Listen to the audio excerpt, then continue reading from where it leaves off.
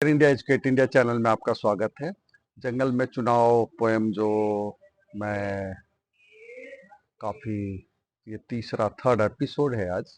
और मैंने कोशिश की है कि जो भी कुछ राजनीतिक परिप्रेक्ष्य में जो चीज़ें बनती है उसको मैं आपके सामने पेश करूं।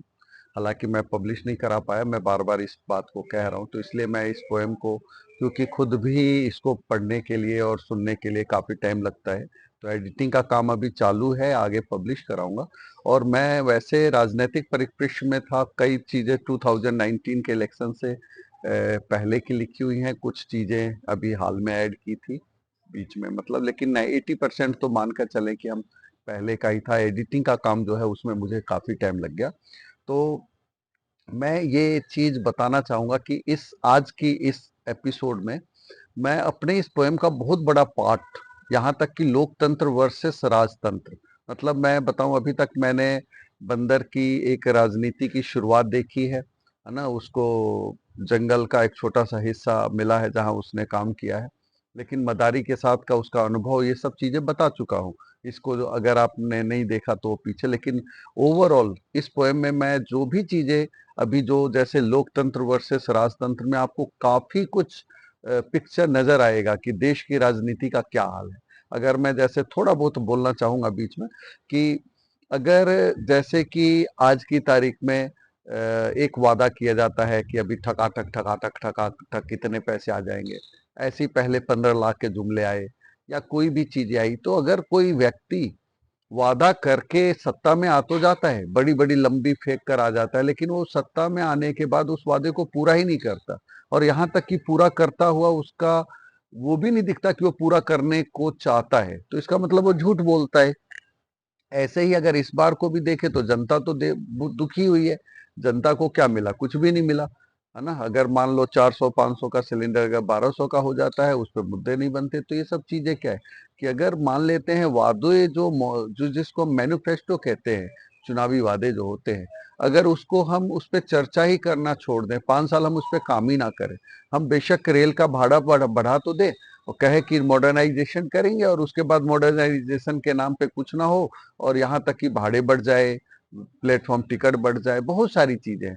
तो ऐसे में क्या होगा कि जनता के साथ तो धोखा ही हुआ है, और ऐसे ही फिर दूसरी पार्टियों के लिए भी सत्ता में आने का वही रास्ता रह जाएगा। बजाय इसके कि, अगर मैं खुद मानता हूं, हालांकि मैं इस पूरे अपनी पोएट्री की जो सारे एपिसोड दूंगा, इसमें मैं एक निरपेक्ष, जो मुझे जहां तक, क्योंकि इस पोएम में मैंने पहले ही हैंग गवर्नमेंट बनाया हुआ है ना, यानी कि मेरे अकॉर्डिंग जो इस पोएम के अंदर जो है सत्ता किसी के हाथ में आ नहीं रही है, राष्ट्रपति शासन है, और यहाँ तक कि बहुत ही बॉर्डर लाइन पे 240-250 के रेंज में दोनों ही आ जाते हैं, और उसके बाद एक हैंग गवर्नमेंट बनती है। तो ऐसा मैंने पहले बताया हुआ। अब ये पता नहीं मैं इन चीजों को किस लिए कह रहा हूँ, क्योंकि कई चीजें मैंने जो पोएम में पहले लिखी थी, वो इस बार के चुनाव में मैंने देखा कि वो चीजें ऐसा हो रही हैं, ऐसे ही चीजें आ रही हैं। प्रचार मंत्री, बहुत सारे वर्ड मेरे जो क्वाइन किए हुए हैं, वो सब मार्केट में ऑलरेडी आ रहे हैं। तो मैं आज की इस पोएम में कोशिश करूंगा कि ज्यादा से ज्यादा बड़ा हिस्सा इस आपके सामने पेश करूं, है ना। पोएम में देखिए ये है कि मैं बहुत अच्छा तो वैसे नहीं कि जो पोएम जो कविता पाठ करते हैं लोग उनको अनुभव होता है, मैं तो बस लर्निंग मोड में हूँ, सीख रहा हूँ, और अपनी बातों को जो मैंने एक्सप्रेस किया है, लगभग 180-190 पेजेज है, और मैं आज कोशिश करूंगा कि काफी लंबा जल्दी जल्दी मैं अपनी पोएम को आगे कहूं, ताकि उसको मैं कल को सुनूं तो मैं उसकी कमियां भी निकाल पाऊं, एडिटिंग में मेरे को आसानी हो, और आप लोगों के कुछ अच्छे सलाह भी मुझे मिल पाए। अभी तक मैंने जो बताया था कि मदारी का साथ था, और बंदर को थोड़ी सी उसने महत्वाकांक्षा, बंदर ने मदारी की जगह दी थी। तो बंदर ने आंदोलन को तोड़ मरोड़ कर परोसा, आखिर मदारी का था कान का बहुत ही कच्चा। बंदर पे था उसे इतना भरोसा जैसे बंदर हो खुद का ही बच्चा। बंदर बोला उपहार में देता जंगल की सत्ता चरणों में रखकर, जंगल राज का सफाया करके लोकतंत्र समर्पित करता मैं चक्कर। बंदर की चिकनी चुपड़ी बातों के आगे मदारी चारों खाने चित हुआ। राजनीति है नाम इसी का, दंडवत हो जाओ जहां पे भी हित हुआ। ये सब पॉलिटिकली जो भारत की जो राजनीति है, और भारत ही नहीं, अन्य देशों में भी है ऐसा, उन चीजों का कहीं कहीं पिक्चराइजेशन आपको मिलता है। मौका परस्ती राजनीति में गलत नहीं है, चापलूसी में बड़ा कोई चापलूसी से बड़ा कोई अस्त्र नहीं है। अच्छे अच्छे भी घायल हो जाते, इससे बड़ा कोई शस्त्र नहीं। ये सब चीजें थोड़ी पॉलिटिकली जो मैंने अब तक ऑब्जर्व किया है, वो चीजें मैंने इसमें लगाया है कि चापलूसी से अच्छे अच्छे चित हो जाते हैं। बंदर से प्रभावित होकर मदारी ने चेले को लोकतंत्र पढ़ाया, धन बल व बाहुबलियों का कवच पहनकर निरंकुश लोकतंत्र का गुरु मंत्र समझाया। है ना। अब यहाँ पे धन बल और बाहुबलियों का जो मदारी ने देखा था, जो पाया था, वो उसने कहा कि ऐसा करके सत्ता को लंबे टाइम तक चलाया जा सकता है। बंदर ने फिर से योजना बनाई। आपको याद हो कि पहले पार्ट में मैंने बताया था कि बंदर की बहुत अच्छी पिटाई हुई है जब वो आंदोलन की बात कर रहा था। तो बंदर ने फिर से योजना बनाई। अब उसे अंगरक्षक की थी दरकार, चंद बाहुबलियों का साथ मिलेगा, उनकी शरण में हरदम होगी सरकार। है ना। अब यहाँ पे उसने बंदर ने देख लिया कि अब उसको क्या चाहिए, अंगरक्षक। बंदर का साम्राज्य था छोटा, भालू और गेंडे सबको आजमाया था, रीछ भी अब व्यापारी बन चुका, जिसके संग मिल बांट कर खाया था। बंदर बब्बर शेर की शक्ति का आकलन किया, उसके हर एक दरबारी पे किया विचार, जब भी उस उनकी निष्ठा को जांचा, खुद को पाया अक्सर लाचार। है ना। ये स्व मूल्यांकन है राजनीति में। उसको लग रहा है कि वो आगे तो बढ़ ही नहीं पाएगा, क्योंकि जिस तरीके से शेर का जो बब्बर शेर का जो तंत्र है, दरबारियों का जो गिरोह है, जिसको गिरोह ही कह रहा हूं मैं तो, क्योंकि मंत्रिमंडल भी आज की तारीख में गिरोह ही है। जितने भी देश की संसद में बैठे होते हैं, उनमें से 60 और 70% आपराधिक बैकग्राउंड के हैं, तो उसको गिरोह ही कहा जा सकता है ना। तो बंदर अपनी मुहिम में लगा रहा, चोरी छिपे दरबारियों की करता खिदमत, बगावत के लिए पर राजी कौन, बब्बर शेर से टक्कर की किस में हिम्मत। ये सभी अभी सत्ता में आने के पहले की शुरुआती स्टेज है। साथी हो तो हो ताकतवर, कमजोर तो अक्सर जोंक बन जाता है, अत्याचार केवल उन पर ही होता जो कायरता नहीं रोक पाता है ना। ये भी बहुत अच्छी कहा ना, वैल्यू बेस्ड लाइनें बहुत सारी बीच बीच में है, और ये राजनीति को भी कर रही है कि कमजोर तो कमजोर तो अक्सर जोंक बन जाता है, यानी कि वो तो पैरासाइट बन जाता है, खुद ही उस पर आश्रित हो जाता है। लेकिन जो अत्याचार केवल उन पर ही होता जो कायरता नहीं रोक पाता है। बाघ चीता व कईयों पर विचार किया, पर गेंडा ही उसमें सबसे रास आया, ताकतवर व शुद्ध शाकाहारी भी था, डर भी नहीं जब वह पास आया। अब नया कैरेक्टर यहाँ गेंडा आया गया है, क्योंकि बंदर को लगा कि ये शाकाहारी भी है और वो उसके साथ अच्छी तरह आएगा भी, थोड़ा दिमाग भी उसमें कम है। तो ऐसा सोच समझ कर बहुत सारी चीजों पे आकलन करके उसको गेंडा, गेंडा भी एक कैरेक्टर है। गेंडा क्षेत्र का बाहुबली था, उसे अपनी ताकत का था अभिमान, निर्दोष जानवरों की निर्मम हत्या करके उसने अपनी बढ़ाई शान। है ना। मतलब वहां पे गेंडा का, अभी मैं पोएम बता रहा हूँ एक्सप्लेन करने की, बहुत सिंपल लाइन है, समझ में आ रही होंगी। गेंडे पर था शेर का पहरा, न्यायालय से भी वह था नाराज, अगर आजादी संग आयाशी साथ मिले तो कर सकता था वह कोई भी काज। है ना। बंदर ये आकलन कर रहा है कि वो कोई भी काम कर सकता है, अगर उसको अयाशी भी मिल जाए, आजादी भी मिल जाए। उस पे कई तरह का पहरा भी है, क्योंकि वो बाहुबली है। तो बाहुबलियों पे अक्सर क्या होता है, उनको संरक्षण चाहिए। बाहुबली राजनीति में क्यों आते हैं, क्योंकि उनको राजनीतिक संरक्षण मिल जाए तो उनका काम अच्छा चलता है। अब गेंडे के सामने अब फिर से चारा डाला, उसकी ताकत का उसे बखान किया, दरबारियों के खिलाफ उसे भड़काया, सत्ता सुख का भी रसपान किया। गेंडे को दिखाए लोकतंत्र के सपने, दरबारियों की अय्याशी को दिखलाया, मंत्री बनकर मौज करेगा अगर आंदोलन रंग ले आया। आंदोलन की सुनामी जब होगी, चुनाव आसानी से जीत जाएंगे, दरबारी हमारे तलवे चाटेंगे, हम आजादी के गीत गाएंगे। मैंने दुनिया बहुत ही देखी, इंसानों संग काफी वक्त बिताया, राजनीति का पाठ पढ़ा है, गधों को भी चुनाव जिताया। है ना। आयरानी है, गधों को भी चुनाव जिताया। जब भी कहीं विकास करना हो वो लोकतंत्र अपनाते हैं, जहां होता न्याय सभी पर उसे जंगल राज बतलाते हैं। आंदोलन के नाम पर हम भी लोकतंत्र यहाँ लाएंगे, सत्ता होगी अपने कंधे पे, विकास की बांसुरी हम बजाएंगे। गेंडा तो बंदर के साथ हो गया, पर बब्बर शेर को हराना था, कुछ दरबारियों को भी संग लाना होगा, आखिर शेर को घास चराना था। गेंडा बोला ये मुश्किल है, दरबारी कैसे संग कर पाएंगे, बब्बर शेर से बगावत करके वो तो भूखे मर जाएंगे। बंदर बोला बात करेंगे, मौका परस्त लोगों को लाना होगा, अय्याशी होगी और भी ज्यादा, हर वक्त मुफ्त का खाना होगा। भालू को व्यापार का लालच, भेड़ी व सियार को मिलता थोड़ा, बाघ व चीते की शेर से टक्कर, दरबार इन्होंने अक्सर छोड़ा। अब देखिए यहाँ पे अब ये मौका परस्त लोगों को लाने की बात चल रही है और गेंडा शामिल हो गए। तो इस तरीके से राजनीतिक कैसे कैसे पृष्ठभूमि तैयार हो रही है ना। शेर का अपमान हुआ तो बाघ व चीता स्वयं ही आएंगे, इनके साथ इनकी भी पलटन हमारी ताकत बन जाएंगे। एक दूसरे का लाभ जुड़ा हो तो दोस्ती पक्की हो जाती है, आपस में ऐसे हो जाते जैसे दिया व बाती है। स्वार्थ की रस्सी काफी मजबूत होती है। भालू को व्यापार मिलेगा, भेड़िए व सियार को भोजन भरपूर, बाघ व चीता को सम्मानित करेंगे, आपसी रंजिश अब होगी दूर। बंदर गेंडे को सब कुछ समझाया, अच्छे मीठे फल उसे चखाया, भेड़िए व सियार को मिले शिकार, यह जिम्मा गेंडे को पठाया। सबको मिलता भोजन, पूरा भोजन योजना अनुसार अब काम हुआ था। गेंडे को मिलती थी ताजी भाजी तो भेड़िए व सियार को भी आराम हुआ था।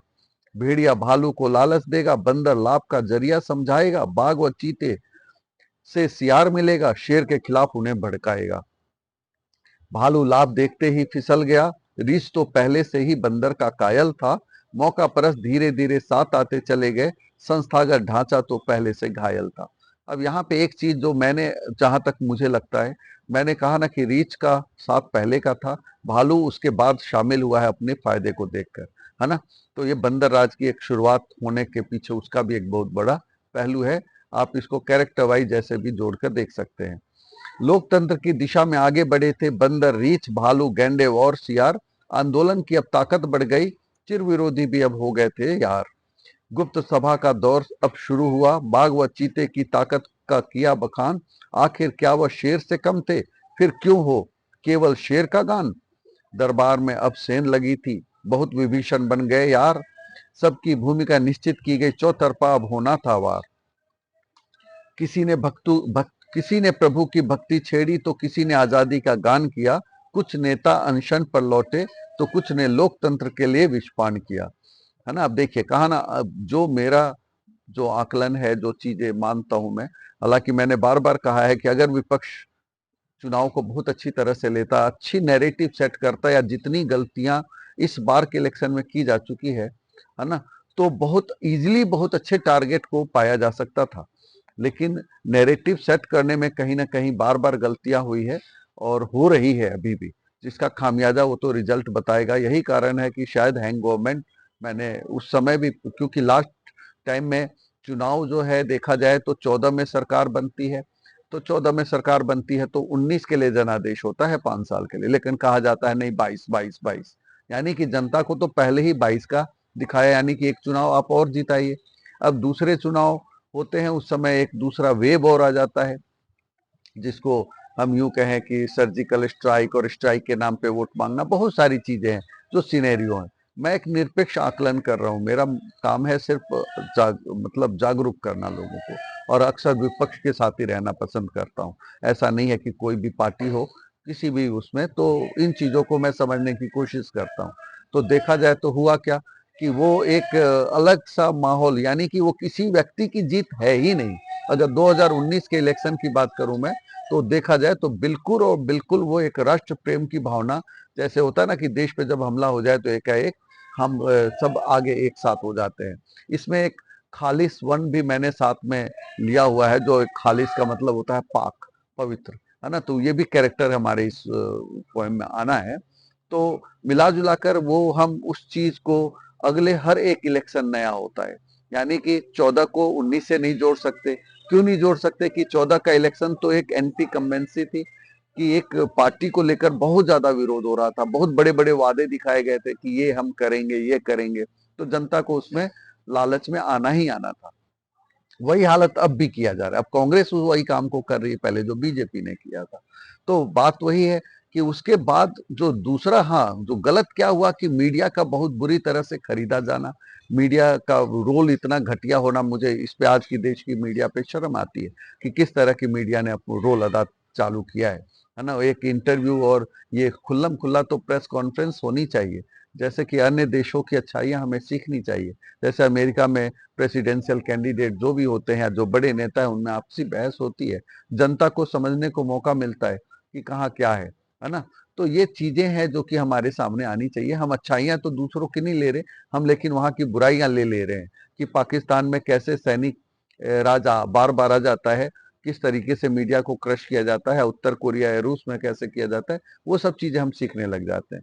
तो मैं आगे इस पोएम को, यानी कि ये चीज बताया मैंने इसलिए कि विपक्ष को नैरेटिव जो बनाना चाहिए जिस हिसाब से, क्योंकि बोलने के लिए 50 चीजें हैं, केवल पुराने मैनिफेस्टो को ही सामने रख दिया जाए और उसी पे केवल कह दिया जाए तो एक बार के लिए सिद्ध हो जाएगा कि जो दूसरी पार्टी है वो बिल्कुल ही झूठ है, और झूठ की कोई गारंटी ही नहीं होती है ना। तो जहां झूठ की गारंटी नहीं होती तो हम वैसे ही जीत जाएंगे। तो बात वही है कि जो विपक्ष हो या तो सरकार हो, वो दोनों ही झूठ बोलते हैं।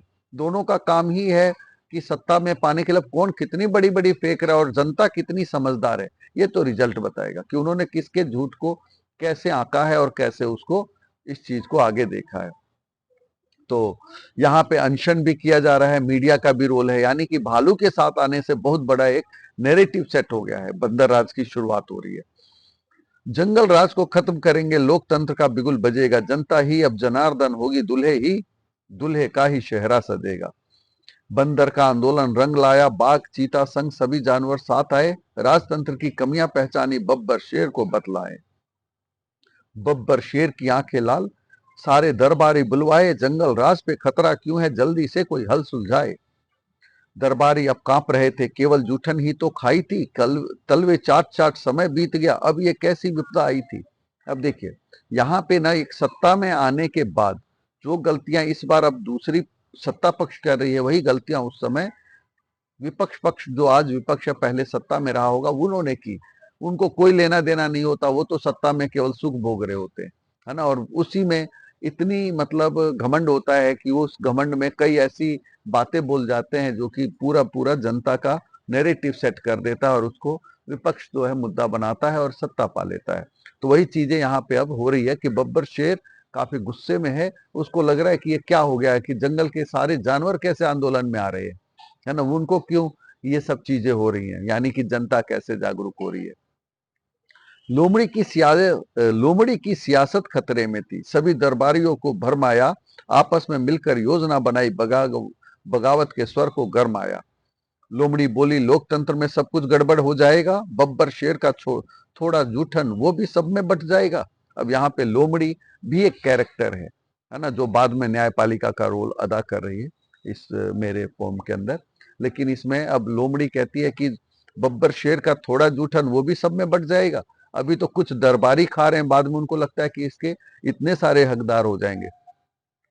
सब दरबारी गुस्सा हो गए, ऐसे कैसे हो जाएगा, तलवे चाटे हम सब मिलकर, बंदर मलाई चट कर जाएगा। गीदड़ बोला, इन्हें देश से निकालो, हाथी बोला, इन्हें खीर देंगे, लकड़बग्गे ने इन्हें गद्दार बताया तो तेंदुए ने कहा इन्हें चीर देंगे, है ना। अभी सब गुस्से में आ गए हैं और गुस्से में आकर गलतियां होती है, जो कि एक चुनाव के जो है रणनीति का हिस्सा है। गुस्से से कोई लाभ नहीं है, लोमड़ी ने सबको समझाया, आंदोलन का दमन करेंगे, बंदर को जाकर धमकाया। सत्ता का दुरुपयोग हुआ, अब आंदोलनकारियों को नजरबंद करवाया, सीबीआई व आईटी के छापे डलवाए, जंगल के लिए खतरा इन्हें बतलाया। आप जानते ही हैं कि ये कुछ ऐसे तोता मैना होते हैं सरकारी, जो कि काम ही यही कर रहे होते हैं, उनको कोई लोकतंत्र से लेना देना नहीं है। और मुझे लगता है कि ऐसे ऐसे संस्थाओं पे बिल्कुल सबसे पहले गाज गिरनी चाहिए, ऐसे पत्रकारों पे पहले सबसे पहली गाज गिरनी चाहिए, जिन्होंने देश विरोधी काम किया या देश के विरोध में जिन्होंने ऐसे नैरेटिव सेट किए हैं, है ना, जो कि जनता को भ्रमित करते हैं, तो उन पे सबसे पहले गाज गिरनी चाहिए। कोई इसमें इसमें कोई कोताही नहीं कि लोकतंत्र से समझौता करने वाले जितने भी लोग हैं उन पे पूरी अच्छी तरह से उन पे पाबंदी लगनी चाहिए। यहाँ पे भी वो सीबीआई आईटी अपने काम पे लग गए हैं। आंदोलन करना ही देशद्रोह है, लोमड़ी ने सबको भरमाया, बब्बर शेर की महिमा गाई, सत्ता का लाभ उन्हें समझाया। जैसे उस समय आंदोलन, चाहे वो अन्ना आंदोलन हो, चाहे वो बाबा रामदेव का हो, है ना, जिस तरीके से उसको क्रश करने की कोशिश की गई, जबकि सब कुछ प्लांटेड होता है ना। वो प्लांटेड होने के कारण ही जो है वो बात ठीक है, लेकिन उसमें जब जनता शामिल हो जाती है तो देखना होता है कि आखिर इसको कैसे अच्छी तरह मैनेज किया जाए। लेकिन जब दरबारी काफी घमंड में होते हैं तो क्या करते हैं, गलतियां करते हैं, जबरदस्ती करते हैं, और उससे जनता और गुस्से में हो जाती है। यहाँ पे भी लोमड़ी ने इस चीज को बताया कि आंदोलन जो है वो देशद्रोह है करना, और यहाँ पे क्योंकि अभी ये सब घमंड में है। आंदोलन तो शांत हो गया, पर बब्बर शेर बौखलाया था, फिर लोकतंत्र की बात ना होगी, क्या ऐसा सबक सिखाया था। बब्बर शेर कहता है क्या ऐसा ऐसा करो जो बिल्कुल अब दोबारा ये लोकतंत्र की बात ही नहीं होनी चाहिए। अब यहाँ पे जो सबसे मेन एपिसोड है, लोकतंत्र वर्सेस राजतंत्र, है ना, ये बहुत बढ़िया पोएम का हिस्सा है जो मैं अब आगे बता रहा हूँ। हालांकि मैंने कहा ना बीच में चैप्टर्स का नाम नहीं बता रहा मैं, अलग अलग चैप्टर्स थे। बंदर काफी सीधा साधा, सबका ही राज दुलारा था, नुकसान पहुंचाए कभी कोई भी उसको, किसी को न यह गंवारा था। लोमड़ी की थी बात निराली, फट से बंदर को बुलवाया, जंगल में भी लोकतंत्र हो, संविधान उसी से बनवाया, है ना। बंदर लोमड़ी भी बहुत तेज और तरार है, उसने कहा ठीक है काम करते हैं, इसी से संविधान बनवाते हैं, देखते क्या लिखता है या क्या क्या बातें करता है, या इसकी जो आगे की रणनीति है वो क्या है, उससे कुछ क्लियर होगा। दरबार में अब इस पे चर्चा होगी, आंदोलनकारियों को भी बुलवाया, लोकतंत्र और राजतंत्र का मुद्दा होगा, वाद विवाद इस पे गहराया। दरबारियों को भी पाठ पढ़ाया, राजतंत्र के फायदे उनको गिनवाए, किसको कैसे क्या कहना है सबको पहले ही समझाए। पहले ही सब कुछ पहले से पता था, जैसे आजकल आप देखते हैं मीडिया में सब कुछ पहले से पता होता है ना। पाकिस्तान से कौन सी स्टेटमेंट देनी है दिलवानी है, मैं तो यहां तक मानता हूं कि वो भी, क्योंकि कहा ना कि मीडिया अगर ऑलरेडी एमएनसीज एक बहुत बड़ा गुट बन गया है, और वो ही अगर पत्रकार बन के ही नेताओं पे पहुंचने लग जाए और उसके बाद डीलिंग करके आए, और उसके बाद वो पैसे का ऑलरेडी डील हो, और बड़े बड़े नेताओं को हम जिनको हम वोट दे रहे हैं वही कल को दल बदल लें, तो ऐसे में वो क्या है, देशद्रोह है और इसके तरीके बदल गए हैं। ऐसे ही दूसरे देशों से मान लेते हैं, अगर मुझे पाकिस्तान से नफरत है और पाकिस्तान में ही आके ये कहने लग जाए कि ये वाला नेता ऐसा है, ये वाला ऐसा है, तो एक नैरेटिव सेट हो जाएगा। तो ये सब अलग अलग तरीके हैं। राजा को निरंकुश कोई कैसे कह दे, जो इनके टुकड़ों पे ही पला बड़ा, बब्बर शेर का खूनी पंजा, मौत से डरा नहीं, डर नहीं किसे भला। कहने को होगी आम सभा, ये दरबारियों से ही बुलवाया जाएगा, आंदोलनकारी जब भी बोलेंगे तभी शोर मचाया जाएगा, है ना। एक तरीके से देखा जाए कि विपक्ष की आवाज को दबाने की कोशिश है। बंदर राज के आने के पहले की भी वही हालत थी, आज भी वही है, यानी कि देश में बदला कुछ नहीं है। हाँ ये जरूर है और बिगड़ गया है ना। पहली बार ऐसा लग रहा है कि मैं अक्सर मानता रहा हूं कि एजुकेशन के साथ चीजों में सुधार आता रहा है देश के अंदर, शुरुआत से ही, है ना। और यही कारण है कि मैं यंग एज से ही अवेयरनेस का काम कर रहा हूं, तो मुझे लगता है कि हर वक्त जैसे जैसे समय बीता है, तो लोगों को अब पता चलने लगा कि हम किसको वोट दे रहे हैं, किसी को नहीं, किसी की खाते हैं, कहीं पीते हैं और कहीं वोट देते हैं। लोगों में बहुत सारी जागरूकता भी है, बहुत सारी चीजों को लेकर वो समझदार भी हुए हैं, अब नेताओं से प्रश्न भी पूछने लगे हैं। तो ये सब चीजों में कई बार सुधार हुआ है, लेकिन कहाँ हम गिर कहाँ गए हैं, अब हम वैसे टीवी चैनल को देखने लग गए हैं, पूरी भरमार हो गई है, जहां देखो वहीं पे मतलब सरकार का गुणगान ज्यादा मिलता है, विपक्ष की आवाज कम मिलती है। विपक्ष की आवाज को दबाने वाले हजार लोग हैं, तो सरकार की आलोचना करने वाले चंद लोग हैं। तो ये सब बहुत ही इम्बैलेंस हो गया है। इसीलिए मैं मानता हूं कि सभी बुद्धिजीवी वर्ग, चाहे कोई भी लॉयर हो, टीचर हो, कोई भी पद पे हो, जज हो, और भी बड़े बड़े पद पे डॉक्टर हो, इंजीनियर हो, जितने भी हैं, उन सब का रोल बनता है कि एज ए विपक्ष में अपनी भूमिका निभाते रहें। अगर सरकार उसकी बदल गई तो भी विपक्ष में है, सत्ता के पक्ष में जाने की कोशिश ना करें, ताकि वहां पे मलाई खाने के चक्कर में लोग चले जाते हैं, लेकिन ऐसा होना नहीं चाहिए, है ना। देश की लोकतंत्र के लिए, जनता के हित के लिए यही जरूरी है। नाटक का तो बस मंच सजना था, सारे किरदार की तैयारी हो गई, सारे किरदारों की तैयारी हो गई, आंदोलनकारियों के जयचंद भी राज दरबार की प्यारी हो गई। अब यहाँ पे आंदोलनकारियों में भी सेंध मारा गया। ऐसा होता है कि ऑलरेडी क्या है कि आंदोलनकारी हैं, उन्हीं में से 4-5 बनवा लो, उन्हीं से कुछ बकवास करवा लो, जैसे विपक्ष में कोई बातों से बकवास करवा लो, फिर उसका नैरेटिव सेट करो और बताओ कि ये ऐसा क्यों हो रहा है ना। तो ये सब दबाने के, दमन के तरीके हैं। अब बब्बर शेर ने सभा बुलाई, सबको बोलने का आह्वान किया, लोकतंत्र और राजतंत्र में अंतर जब पूछा, सबने राजतंत्र का बखान किया। बब्बर शेर के दरबारी चालाक, राजा की इच्छा का था उन्हें एहसास, उनमें खुश करने की होड़ लगी थी, आखिर कौन बनेगा सबसे खास, है ना। सब कोई होता है कि जो मेन सत्ता का मेन व्यक्ति है, उसके सामने हर कोई अपनी वो दिखाना चाहते हैं कि सबसे अच्छे तो हम ही हैं, हमसे ज्यादा काबिल कोई नहीं है। तो वहीं पे वो सभी अपने अपने वो करने लग जाते हैं, और वो चीजें यहाँ पे चल रही हैं। पहले बोलने की सबकी इच्छा, राजा को देवता का अवतार बताया, किसी ने बब्बर शेर को मसीहा कहा, तो किसी ने राजतंत्र को गीता का सार बताया। मैं बताऊं, ये लाइन जो अभी ये जो मैंने स्टेंजा पढ़ा है, कि पहले बोलने की सबकी इच्छा, राजा को देवता का अवतार बताया, किसी ने बब्बर शेर को मसीहा कहा, तो किसी ने राजतंत्र को गीता का सार बताया। ये लाइनें मेरी अभी से लगभग 6-7 साल पहले की लिखी हुई है। और आज देखिए, मैंने भी बहुत समय के बाद आज पढ़ा है ये लाइन को, क्योंकि मैं एडिटिंग में करते करते बीच में देख रहा हूँ लेकिन भूल जाता हूँ। तो देखिए आज कैसे हम भगवान बता रहे हैं, किसी को कुछ कह रहे हैं, किसी को कुछ कह रहे हैं। हमारे अंदर की मतलब लॉजिकल पावर, क्या जनता को हम इतने बेवकूफ समझने लग गए हैं कि जनता कुछ भी मान लेगी, है ना? गंगा में लाशें बह रही थी, वो क्या लोग भूल गए हैं क्या, है ना? जो मर्जी हम वैक्सीन लगवा रहे, दूसरे वैक्सीन वालों से हम चंदा ले रहे हैं, है ना?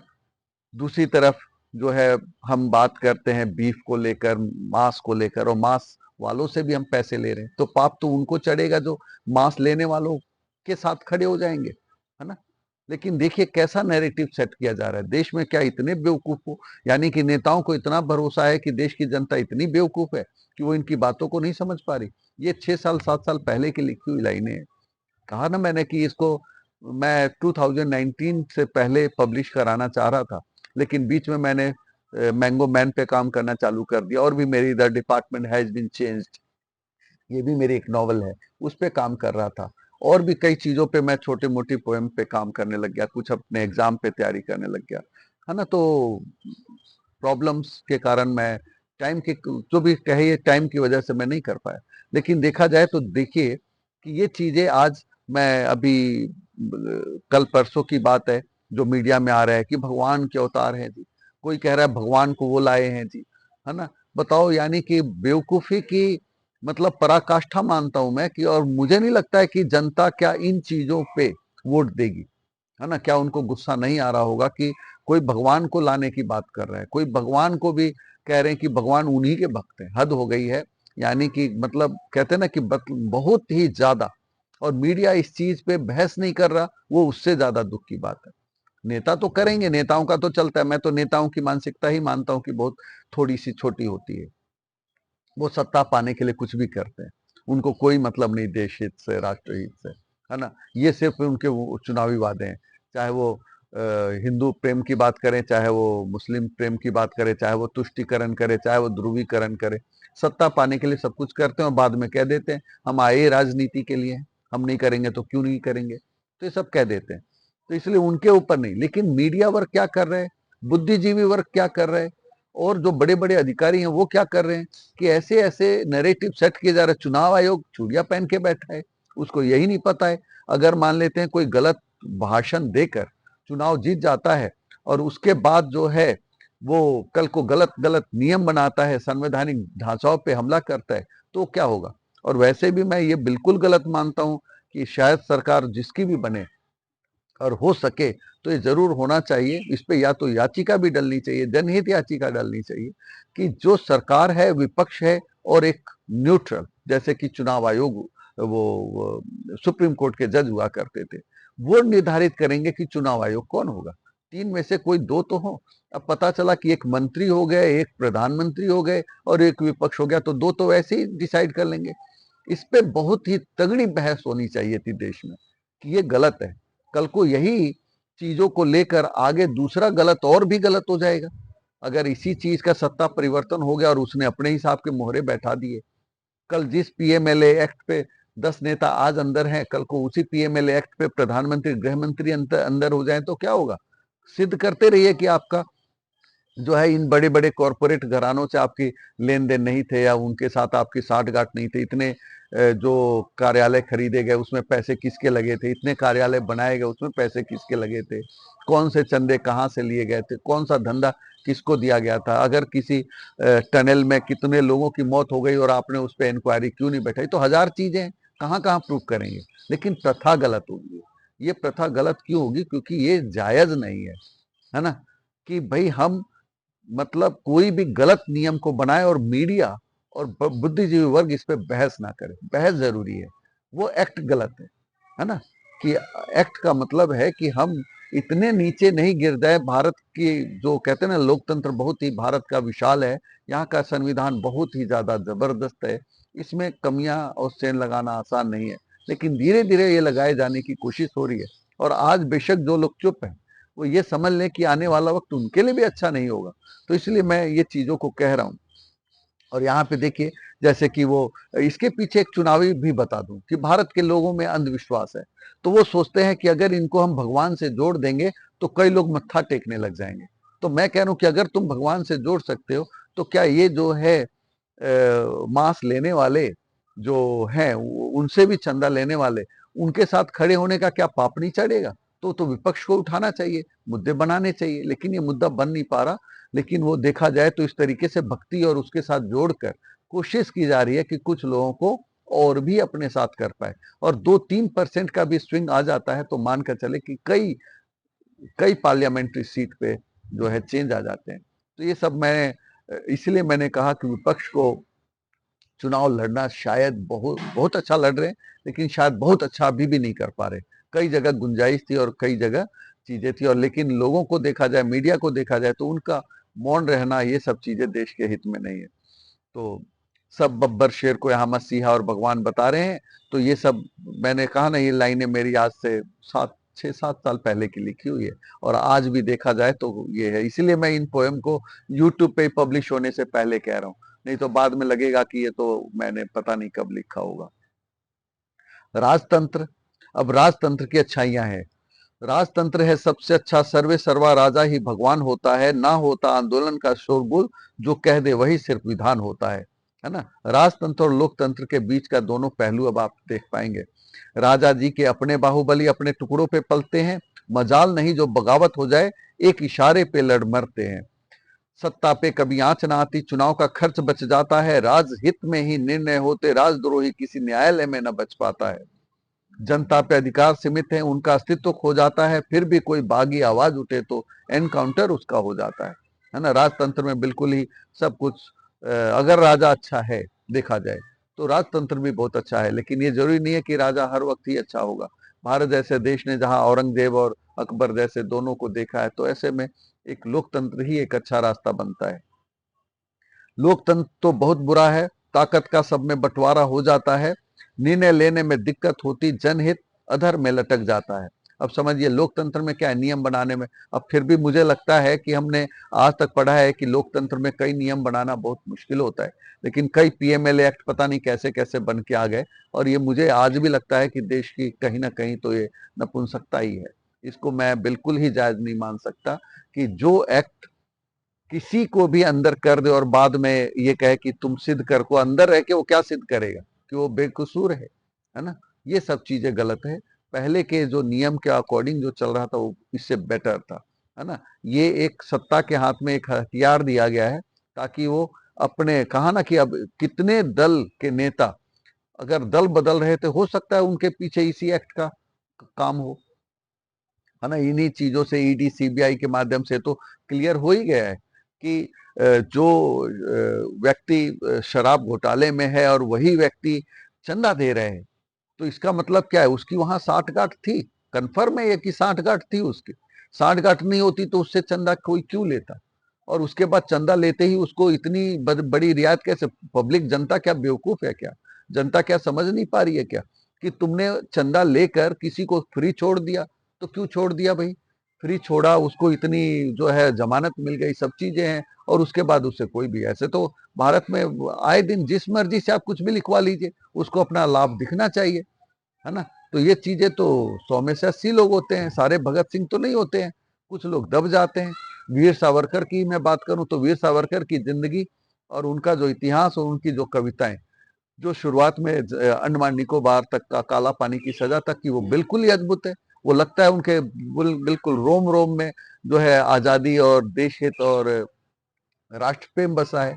लेकिन जैसे ही वो जेल से निकल कर आते हैं, उसके बाद का उनका इतिहास देखकर यूं लगता है कि वो वाकई में देशद्रोही है ना। उन्होंने बहुत ऐसे काम किए जहां पे उन्होंने फूट डालने का काम किया, अंग्रेजों का साथ दिया, लेकिन हो सकता है कि वो उनकी एक मजबूरी रही हो। मैं इसलिए इस पे कुछ कहना नहीं चाहता। क्यों नहीं कहता? क्योंकि मुझे लगता है दोनों पहलुओं को मैंने पढ़ा है ना, दोनों चीजों पे मैंने स्टडी की है। तो वो चीजें नजर आती है कि हम किसी के आज की तारीख में हम उसके ऊपर बोले जो अपने बचाव में कहने के लिए नहीं है, उसके लिए बोलना बेकार है ना। हाँ, ये जरूर है कि उस समय अंग्रेजों की नीति के तहत उन्होंने कोई ना कोई टर्म्स कंडीशंस ऐसे लगाए होंगे जहां उनकी मजबूरियां बनी होंगी, है ना। और जनता तो कहा ना कि जनता समझ नहीं पाई, और पहले जब आज नहीं समझ पा रही तो उस समय क्या समझी होगी, तो इसलिए वो उनकी मजबूरी रही होगी। तो लोकतंत्र के राजा अनेक, सबके अपने अपने दरबारी हैं, दरबार सजता है स्वर्ग से सुंदर, जिसका बोझ जनता पे ही भारी है ना। अब देखिए, राजतंत्र की भलाई में और लोकतंत्र की बुराई में जो बातें कही जा रही हैं, आपको बहुत ही अच्छा समझ में आएगा। राज वंश में वंशवाद है, राजा का बेटा ही राजा होता है। लोकतंत्र का वंशवाद तो नेताजी का बेसुरा बाजा होता है। अब ये देखिए, नेताजी का बाजा चाहे कितना भी बेसुरा हो, वही उनके उत्तराधिकारी हैं, है ना। आज जो परिवारवाद की बात चलती है, चाहे वो राहुल गांधी की बात हो, चाहे वो तेजस्वी यादव की हो, चाहे वो अखिलेश यादव की हो, ये सभी किसको, इनको विरासत में राजनीति मिली है ना। सोनिया गांधी, प्रियंका गांधी, इन सबको विरासत में राजनीति मिली है। जवाहरलाल नेहरू जी की बदौलत कहें तो किसी को लालू यादव, किसी को मुलायम सिंह यादव की बदौलत मिली। तो वहीं हम दूसरी तरफ कहें तो जय शाह को भी, है ना, कोई बैट बॉल अच्छा खेलना तो नहीं जानता, बस 10,000 रुपए और 5,000 रुपए और 20,000 रुपए, छोटे मोटे लेवल का व्यक्ति एकाएक बीसीसीआई का चेयरमैन बन जाता है, या उसका अध्यक्ष बना दिया जाता है, या कुछ बड़े पद पे किसी को दे दिया जाता है। और भी सारे ही परिवारवादी पार्टियां जो हैं, आप भी सिंधिया हैं, बहुत सारे लोग हैं, है ना। आप झांसी की रानी कविता पढ़ेंगे तो उसमें सिंधिया परिवार के ऊपर लिखा गया है कि उन्होंने देशद्रोह किया था, लेकिन कांग्रेस में थे तो वो बहुत ही राष्ट्रहित के हो गए होंगे, या बीजेपी में आने के बाद वो राष्ट्रहित के हो गए होंगे। ये सब कहना गलत है ना। हाँ, ये जरूर है, उनकी अपनी राजनीति रही है ना। जनता को ये समझना होता है कि क्या अब वो अच्छे हैं या नहीं है। क्या वो हो सकता है कि जो पूर्वजों ने गलती की होगी, वो हो सकता है आने वाली पीढ़ी ना करे। तो इसलिए हर किसी का अपना मूल्यांकन होना चाहिए। तो यहाँ पे लोकतंत्र और राजतंत्र में बताया कि राजा में तो राजा का बेटा है, तो यहाँ पे भी नेताजी का बेसुरा बाजा होता है। ये पूरे मिला जुला कर कहा ना, ये बहुत पहले की ये भी लाइनें, ये सारी लाइनें 80% लाइनें जो है ये 2018 के आसपास की लिखी हुई है, उससे पहले की है। देश पर जब कोई खतरा आता, सारे एक हो जाते हैं, लोकतंत्र में सत्ता के लोभी आपस में कट मर जाते हैं, है ना। देखिए, हालांकि लोकतंत्र में कभी भी ऐसा होता है कि सत्ता के लोभी उस समय भी देश हित की बात नहीं कर रहे होते, है ना। कई चीजों पे एक रणनीति के तहत सर्जिकल स्ट्राइक अगर रहा होगा, तो सर्जिकल स्ट्राइक पे प्रश्न उठाना भी एक रणनीति के तहत रहा होगा, और बहुत बड़ा वोट बैंक जो है खिसक कर विपक्ष के हाथ से निकल के ऐसे चला गया, उनको पता भी नहीं चला, है ना। और वो 2019 का परिणाम ही पूरा बदल गया, है ना। ये किसी ने उस समय कोई बात नहीं की कि 2014 में जो वादे किए थे उस पर क्या हुआ। तो मिला जुला कर ये सब चीजें हैं। राजा के सिर्फ एक आह्वान पे राजकोष भर जाता है, लोकतंत्र का राजकोष तो कॉरपोरेट में बट जाता है। समझने की चीज है कि लोकतंत्र का राजकोष तो कॉरपोरेट में बढ़ जाता है। राजतंत्र में राजस्व विभाजन राष्ट्र हित में किया जाता है, लोकतंत्र का राजस्व बंटवारा असहाय अमीरों में बट जाता है। राजा होता कुलीन वर्ग का, दान पुण्य भी करता है, लोकतंत्र का राजा तो जनता का हक ही चरता है। ये सब देखिए कि सूट बूट पहन रहे हैं, मिनट मिनट पे हम ड्रेस बदल रहे हैं, अपने चार्टर्ड प्लेन से घूम रहे, किसके पैसे हैं, है ना। कोई कह देता है कि हमने अनाज दिया, अनाज का कर्ज, शर्म आनी चाहिए उनको ऐसा कहते वक्त। ये देश का ही पैसा है, देश के जो टैक्स देने वाले लोगों का पैसा है, उन्हीं लोगों में बट रहा है। तो इसको बोलने का किसी का कोई अपने पॉकेट से नहीं दे रहा है ना। और ये सब चीजें गलत है। और मैं तो ये भी मानता हूं कि अगर बेटा 35 साल का, 40 साल का हो गया और माँ बर्तन मांज रही है, तो वो बेटा ही उसको डूब मरना चाहिए, है ना। जो अपनी माँ के लिए इतनी सेवा नहीं कर पा रहा, या किसी के लिए आप पत्नी है उसकी सेवा नहीं कर पा रहा, उसको भी अपने काम धंधे में लगना पड़ रहा है, तो ये सब चीजें ही निकम्मापंती है, मैं तो ये कहूंगा। लेकिन इसका भी महिमा गान करने लग जाए कोई, तो गलत है, बिल्कुल ही गलत है।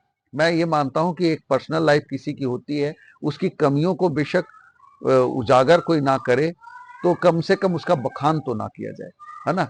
हम उसको बखान ना करें, क्योंकि वो गलत हो जाएगा। क्योंकि आप गलत प्रथा युवाओं में क्या, मतलब कौन सी, मतलब मोटिवेशन देना चाहते हैं, या उनको क्या प्रेरित करना चाहते हैं। किसी के गलत चीजों से थोड़ा प्रेरणा मिलती है, उनकी अच्छाइयों से प्रेरणा मिलती है। हर व्यक्ति की अपनी अच्छाइयां हैं, उनकी अच्छाइयों को ही आगे लाना चाहिए। राजा होता कुलीन वर्ग का दान पुण्य भ्या।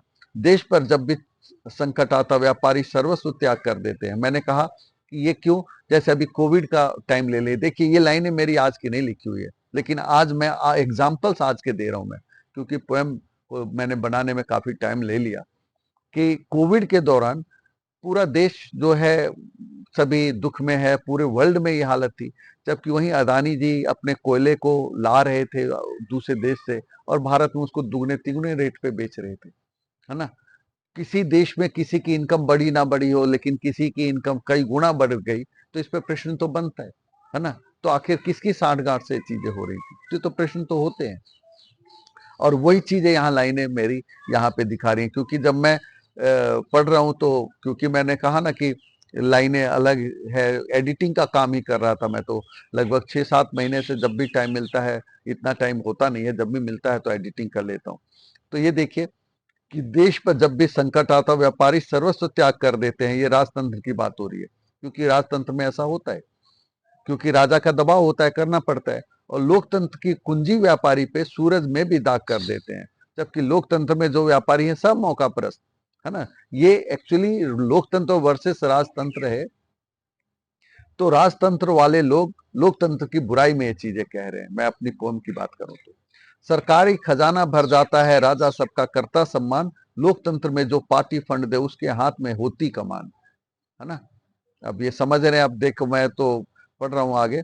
राजतंत्र में रोग राजकोष भी जनता के काम आता है, लोकतंत्र में पार्टी फंड तो नेता ही चट कर जाता है।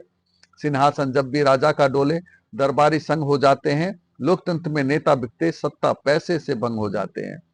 राजतंत्र में राजा के दरबारी राजा के प्रति जवाबदेह होता है, राजा का दरबारी राजा के प्रति जवाबदेह होता है, लोकतंत्र का मंत्री व संतरी मृत आत्मा का देह होता है ना। अब देखिए यहाँ पे बड़ी आयरनिकल लाइनें कही कि लोकतंत्र का मंत्री व संतरी मृत आत्मा का देह होता है, यानी कि उसकी आत्मा पहले ही मर गई है। क्योंकि वो भी देखिए बंदर जैसे सफर को तय करके अभी सत्ता पाया नहीं है बंदर, अभी तो सत्ता पाने के लिए जो चीजें चल रही हैं उससे गुजर रहा है, तो इसलिए वो मृत आत्मा का देह ही बन जाता है।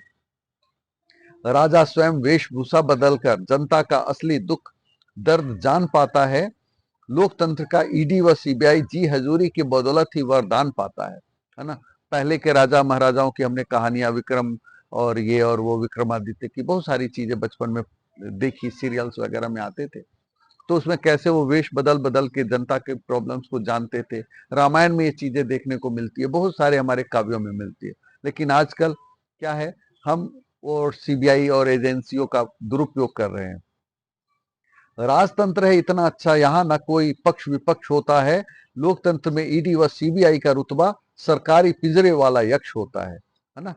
अब समझ ही जाइए, समझाने की जरूरत नहीं है, ये पोएम की लाइनें बहुत सिंपल है। राजतंत्र का राजा न्याय प्रिय, दरबारियों में सुशोभित नवरत्न होता है, लोकतंत्र के नेता चोर व भ्रष्टाचारी, मंत्री नेताजी का नाजायज रत्न होता है।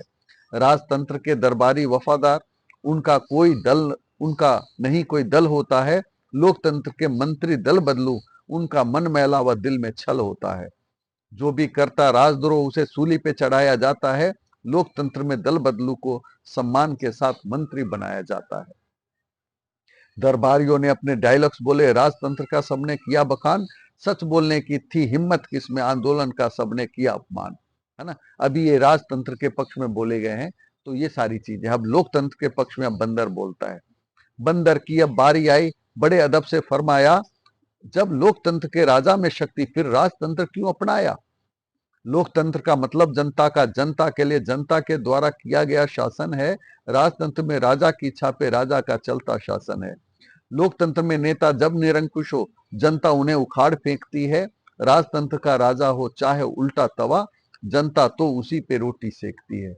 लोकतंत्र में सत्ता का बंटवारा जनता के बीच हो जाता है, राजतंत्र में सत्ता भेदभावपूर्ण कृपा दरबारियों के बीच खो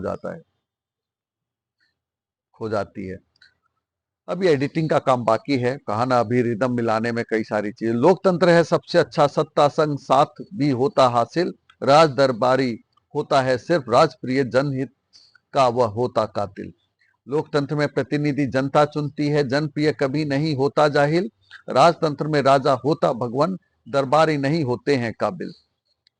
लोकतंत्र में संसद होता, जनता के नुमाइंदे ही होते आसीन। राजतंत्र में दरबार सजता है, जनता होती दरबारियों के अधीन। लोकतंत्र में मिलता सबको मौका, सत्ता में कोई भी आ जाता है। राजतंत्र में अधिकार सीमित है, राजा देश मन मस्तिष्क पर छा जाता है। लोकतंत्र संविधान से चलता, सब कुछ होता है लिखित यहाँ। राजतंत्र में होती राजा की मनसा, अन्यायपूर्ण तानाशाही न्यायोचित कहाँ। लोकतंत्र में विपक्ष होता है, जो सत्ता को अक्सर जगाता है। राजतंत्र में राजा होता मनमौजी, दरबारी जय जय गान गाता है ना। ये सब लाइन मैंने कहा ना पहले की है, तो देखिए विपक्ष की भूमिका भी अच्छी बताई है। लोकतंत्र में शक्ति का विकेंद्रीकरण होता है, सत्ता आपस में बढ़ जाती है। राजतंत्र में शक्ति केंद्रित, जहां स्वतंत्रता सबकी ही घट जाती है। अब देखिए यहाँ पे जो है शक्ति आपस में बढ़ जाती है। विकेंद्रीकरण और केंद्रीकरण में आज हम बात तो करने लग जाए किसी एक व्यक्ति की गारंटी, कल को नहीं रहा तो क्या होगा, किसकी गारंटी चलेगी। कल को रिटायर हो गया तो किसकी गारंटी होगी, है ना। व्यक्ति विशेष नहीं है, दल विशेष है, और दल विशेष नहीं है, उससे ज्यादा विशेष फिर राष्ट्र है। तो सबसे पहले ये भावना आनी चाहिए और व्यक्तियों को इस चीज की आलोचना होनी चाहिए, मीडिया में इस पे आरोप लगने चाहिए कि गारंटी किसी एक व्यक्ति की क्यों, चाहे वो केजरीवाल हो, चाहे वो मोदी हो, चाहे वो कोई भी व्यक्ति हो। उसकी पार्टी की जो एक समूह है दलगत, उसकी होनी चाहिए और उस पर बहस होनी चाहिए कि कितनी जायज है, कहाँ से लाएंगे वो पैसे।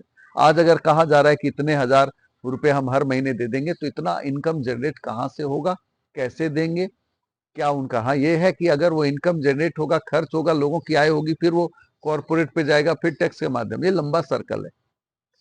लेकिन उनसे पूछा जाना चाहिए जो किस आधार पे कह रहे हैं, क्या उनको पता भी है या ऐसे ही कह दिया, बाद में कह देंगे जैसे कि जुमले थे जी ये हमने ऐसे ही बोला। तो जनता तो बेवकूफ होती है, ये आगे भी होती रहेगी। शिक्षा के साथ क्या होना चाहिए, जनता में जागरूकता आनी चाहिए और ये प्रश्न पूछे जाने चाहिए और मीडिया में इन चीजों पर बहस होनी चाहिए, है ना। मैं तो सबसे ज्यादा गुनहगार अगर मानता हूं तो अभी की तारीख में राजनेता तो है ही है, लेकिन उससे ज्यादा गुनहगार तो फिर मीडिया वर्ग है, जिन्होंने मीडिया वर्ग में कहा ना, वो आजकल कंपनियां हो गई हैं। हम बात कर रहे हैं ना कि टीवी 18 है तो कंपनी है, जी है तो कंपनी है ना।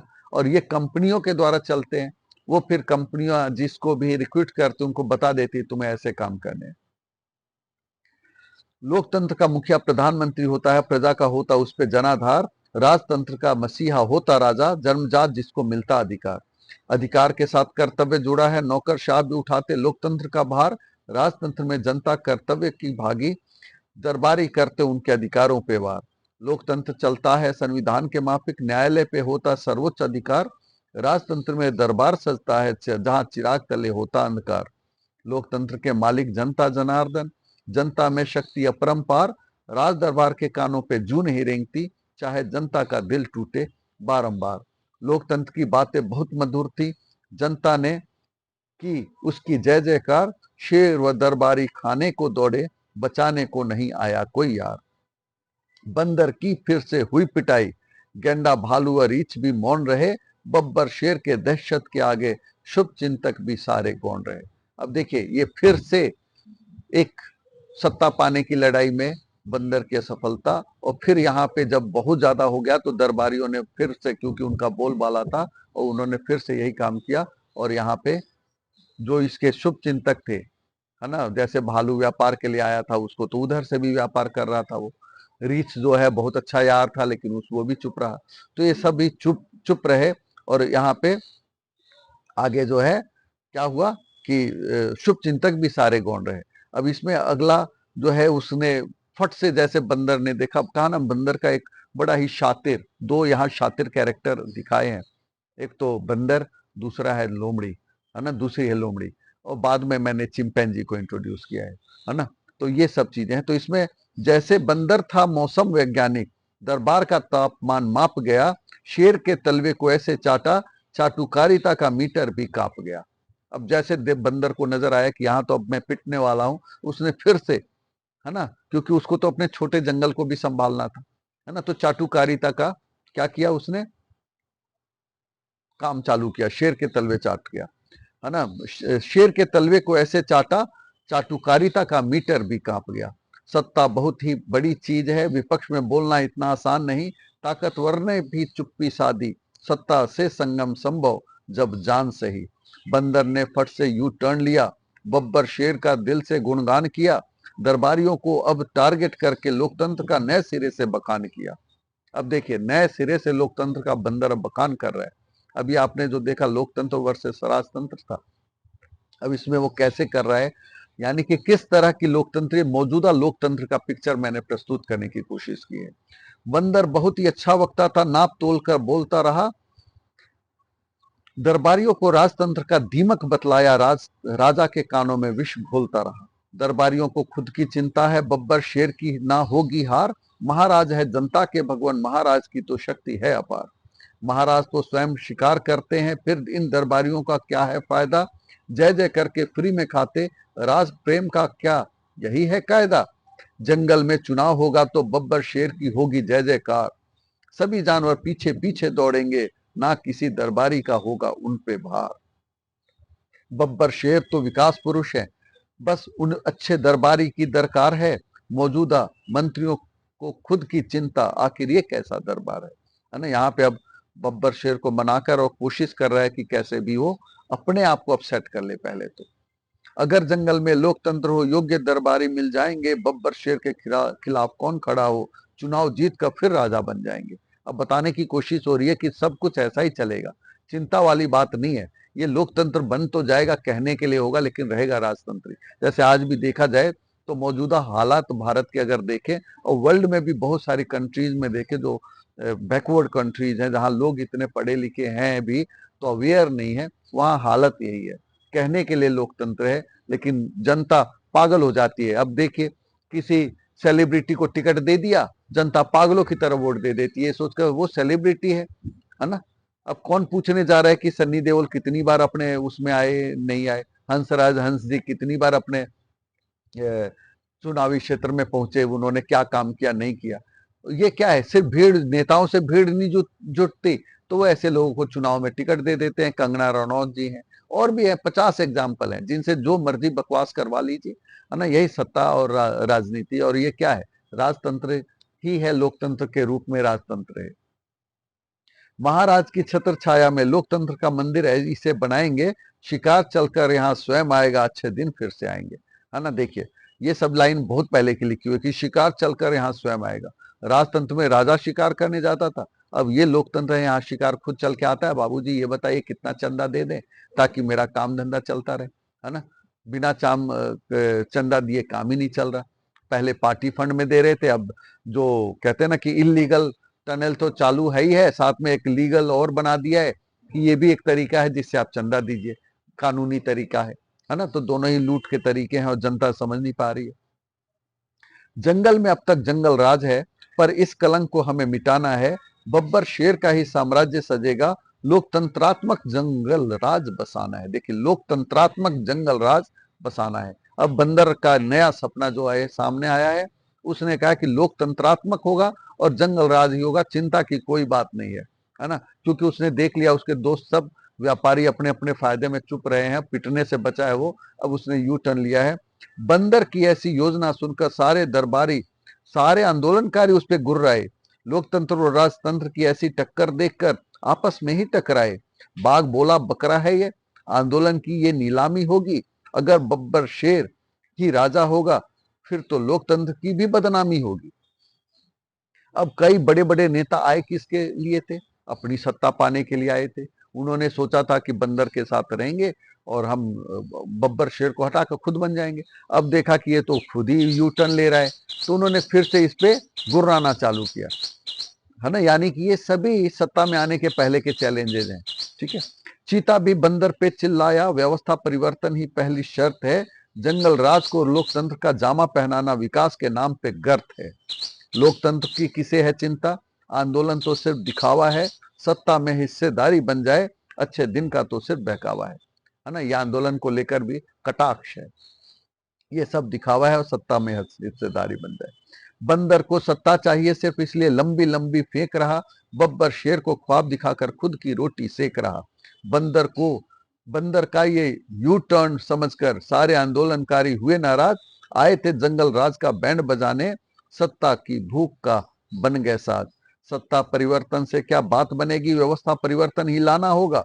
जंगल राज की जगह जनता का राज हो, लोकतंत्र को सही अर्थ में अपनाना होगा। आंदोलन में ही फूट पड़ गई बंदर का, कुछ ने तिरस्कार किया, कुछ दरबारी भी गुस्से में थे, उन्होंने ऐसी सभा का बहिष्कार किया। आंदोलनकारियों ने नारेबाजी की, बंदर को धोखेबाज कहा, दरबार से गुस्से में बाहर आ गए, चिड़ियों के लिए इसे बाज कहा। देखिए, बड़ी लास्ट लाइन में फिर से यहाँ फिनिश कर रहा हूँ इसमें, हालांकि कहाना अब इसके बाद अन्य एपिसोड में फिर आपको कुछ नया टर्न मिलेगा कि आंदोलनकारियों ने नारेबाजी की, बंदर को धोखेबाज कहा, दरबार से गुस्से में बाहर आ गए, चिड़ियों के लिए इसे बाज कहा। चिड़ियों का शिकार कौन करता है? बाज ही करता है ना। इसके बाद अगली रणनीति पे हम विचार करेंगे अगले उसमें। कोशिश कर रहा हूं कि मैं अपने इस पोएम को ज्यादा से ज्यादा जो है मैटर क्योंकि कर दूं, क्योंकि बहुत ज्यादा है। अब इतनी कोशिश करने के बाद भी काफी लंबा टाइम हुआ और उसके बाद भी मैं अभी शायद 20% ही पोएम को आपके बीच में सुना पाया हूं। लेकिन हाँ, ये जरूर है कि मजेदार, आपको इसको जब आप पढ़ेंगे, हो सकता है, मैंने कहा ना, मैं बहुत बड़ा कवि तो हूं नहीं, बस अपने मन की भावनाओं को जब भी मुझे आता है तो मैं लिख लेता हूं। और ये था कि मैं इनको आगे भी रखूं और लिख भी कर पब्लिश कराऊं। पब्लिश नहीं करा पाया तो मैंने सोचा अपनी बातों में रखूं। मौजूदा चुनाव के हालात में मैं देखकर, जैसे मैंने कहा ना, मेरी कई बातें बिल्कुल फिट है और सही बैठ रही हैं, और आगे आया ऐसे कई लाइनें आप देखेंगे जो वाकई में हो रहे, तो मुझे लगा कि इसको मैं यूट्यूब पे ही डाल देता हूँ। उम्मीद है आप मुझे इसमें अपना वैल्यूएबल कमेंट देंगे, पूरे पोएम को अच्छी तरह सुनेंगे, जहां आपको लाइनों में सुधार की जरूरत है बताएंगे, ताकि मैं जब पब्लिश कराऊं तो और अच्छी तरह पब्लिश कराऊं। मकसद मेरा किसी पार्टी को बेनिफिट पहुंचाना तो नहीं है, हाँ, लेकिन विपक्ष की आवाज में था, हूं और आगे भी रहने की कोशिश करता हूं। यही मेरी कोशिश है, और सभी देश के वासियों को शुभकामनाएं कि अच्छा, हमें अच्छी सरकार बने, मिले, और जो मौजूदा हालत है, जो कमियां आई हैं, उनको हम लोग मिलकर दूर करें, एजुकेशन और अवेयरनेस का स्तर बढ़े, लोग ज्यादा से ज्यादा जागरूक हो। तो इन्हीं उम्मीदों के साथ फिर से आप सभी को थैंक यू, आपने इतना टाइम दिया। Thanks a lot. कितने मिनट का